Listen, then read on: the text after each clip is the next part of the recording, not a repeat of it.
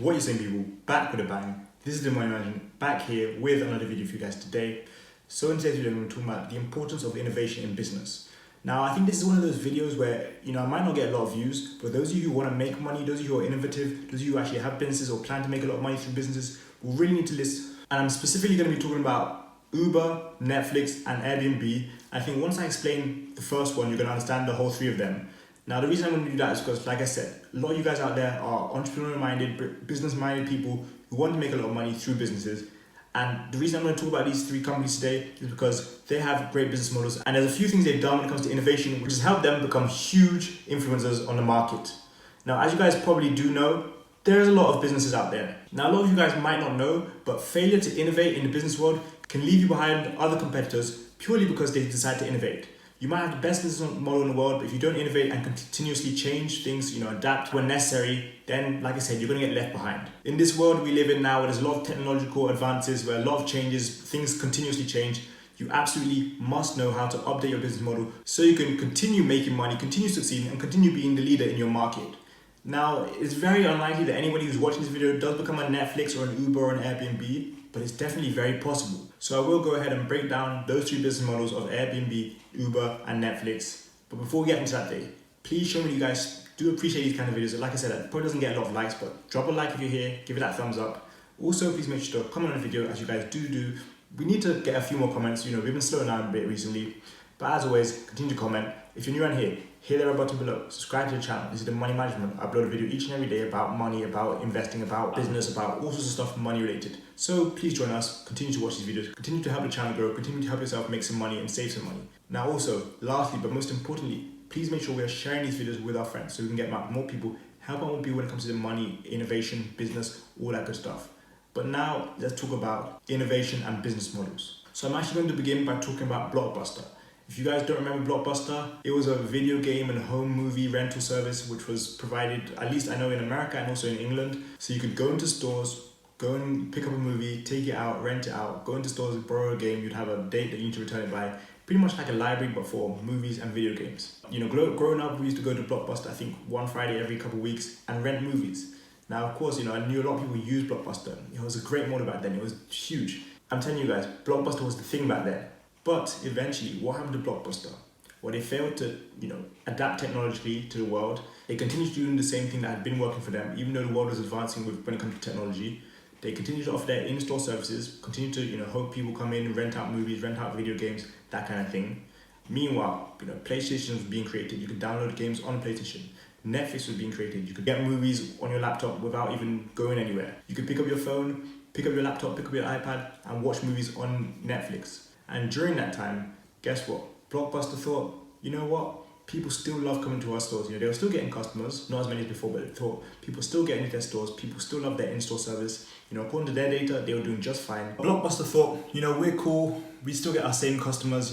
We would keep doing our thing. Even I've got a Blockbuster card still. So if you don't know Blockbuster, like I said, go check it out.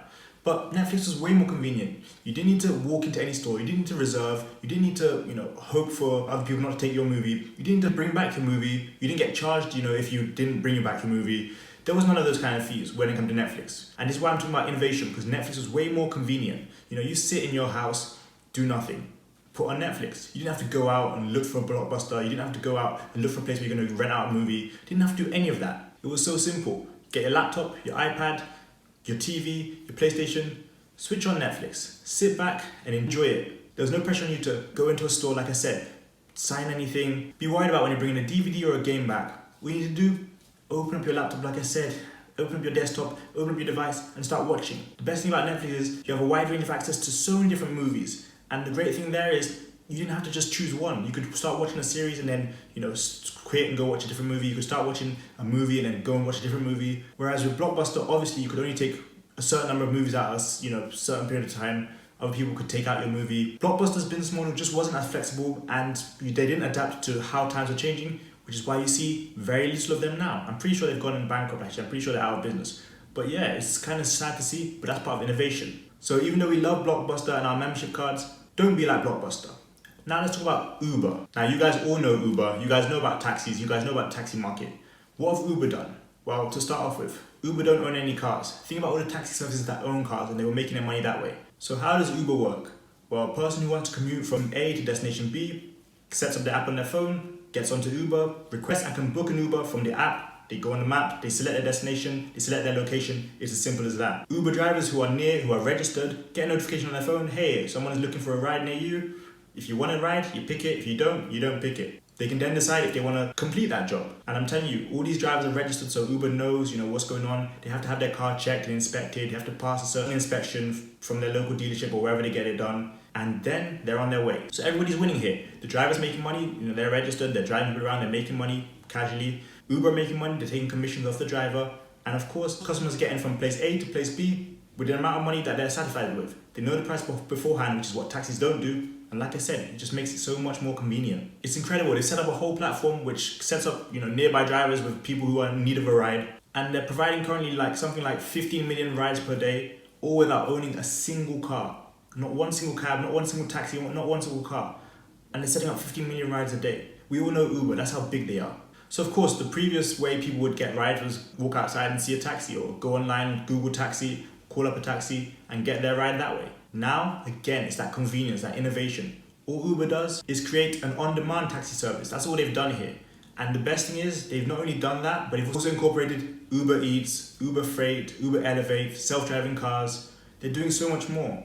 So the good thing is, Uber won't go like a taxi service or a Blockbuster. They don't just have a great business model and then they stop there. They have a great business model, but they continue to evolve. They continue to innovate. And that is why they're going to continue to succeed. You guys know about Uber Eats, bringing food to your home from Uber drivers. You guys know about Uber, of course. You guys have heard of Uber XL, their premium cars, their economy cars. And they've set all this up again without having owned any cars. And that's why I talk about the convenience, because they've got economy cars, they've got premium cars. If you need a bigger car, they bring you the Uber XL. If you go into the airport, they've got the cars that will suit your needs. You're traveling with 5, 6, 7 friends, again, bigger cars. Anything to get you guys where you need to be. And they do big trips. They've got drivers who are doing this full time. So they'll do a trip for an hour and a half. They'll do a trip for 2 hours, 3 hours. I've done it before, Ubers for an hour and 40 minutes because I was going from somewhere to the airport. And all of this is convenience because it's still cheaper than a taxi. That's what people are looking for. What's cheap, what's convenient. And that's exactly what Uber provides. Now, if you add this to the fact that when it comes to Uber, if you guys have used Uber before, you can cancel your ride at any time. Of course, it will charge you. Again, how Uber make more money. Convenience, being able to cancel. People will pay to cancel an Uber. People, when it came to taxis, you couldn't do that kind of thing. If you called up a taxi and it came to your house and you wanted to cancel, you couldn't just cancel it that easily. You're going to get in some trouble if you did it that way. Uber provides that option. Innovation again. Now we're going to talk about another type of Uber, which is an Airbnb. Hotels versus Airbnbs. So as you guys may or may not have known, a couple weeks ago I was in London and I stayed in an Airbnb. And it was pretty much just like a hotel. I'll leave that video up here. You guys can go check that one out. This is another great model. And the reason why I say it's a different type of Uber, pretty much an Uber for accommodation, is because Airbnb have about 150 million users worldwide. And on top of that, 6.5 million hosts. So think about all those people, all those locations, all those users, and they don't own a single room, they don't own a single house, they don't own a single property. That's how Airbnb are doing it. So they are like an Uber of accommodation. The same way Uber does not own any taxis, the same way Airbnb don't own any properties. The same way an Uber connects local drivers to people who want to ride, the same way Airbnb will show you different accommodation, different properties near a place you want to stay, near a place you want to go, near a place you're visiting. It is so easy for travelers to find hosts. When it comes to pricing, it's also a lot of flexibility and a simple procedure. You can choose your location, choose what kind of property you're looking for, what kind of price range suits you, how many nights you want to stay. You can see the prices before, you can see the host rating, you can see all this kind of information. And it's really nice for the host as well, because the host can go through your profile, look at your ratings, look at what people have said about you, look at the feedback, look at all the reviews, and then they can decide if they do want to host you. More times than not, you'll probably be accepted, but you just need to be careful what you do in people's houses, because sometimes people don't know the rules, they don't specify the rules, and then things can go wrong. But generally, it's very nice for everyone. Airbnb makes money, the host make money, and of course, you get to stay at a place for a convenient price of yours. Now, where Airbnb is a little bit different to Uber is the fact that Airbnb does charge the host money and also the travelers money. So Airbnb make even more money. But of course, Airbnb charge the guests a lot more than they charge the hosts. I think the guests get charged about 5 to 15% and the hosts get charged about 3%. So yeah, Airbnb are making money, the hosts are making money. The only people who are not making money are the guests. They're spending money.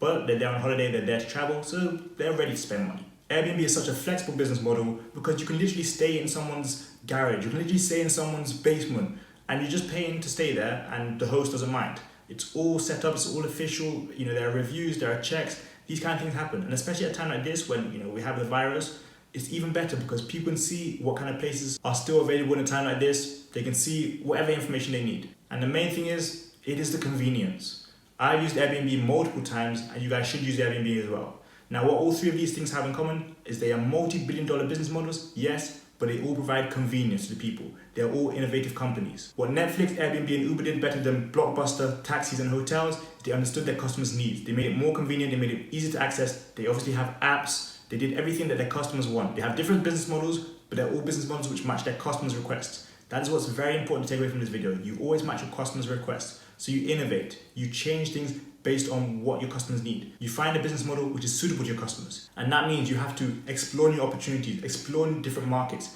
try different things out. It's all well and good people having a nice card, walking in every Friday, but once you can't get people's attention, once you can't stop people from being on their phone and getting access to the same movies they would go out and travel to get, then you need to start changing your business model. The moment you have a hotel and people are not willing to stay there anymore because other places offer the exact same thing, you're gonna have to do something different. The moment you have a taxi service and people are making it quicker, more convenient, easier to access, then you need to find more ways to innovate. It just comes down to that. All of these models I talked about today are innovation. Yes, they're multi-billion-dollar business companies, but they've all done their innovation. They've all found out what the customer needs. They've all found pain points. And not only have they found those out, but they've matched them and they've solved their problems. So overall, I hope you guys enjoyed today's video. Like I said, it's a bit of a different kind of video. A lot of people don't want to innovate. A lot of people aren't really interested in this kind of stuff. But if you do watch this and you do take it into consideration, it will help you get a lot further when it comes to your business model. Of course, you guys know I have a business. Time to watch this. Go check that link in the description below. Last few days have been busy, so there were no videos, but hopefully you guys appreciated this video. Overall, thank you guys for today's video. Be back here tomorrow for another video. I got more information. You got more information. See you guys tomorrow for another video. Peace.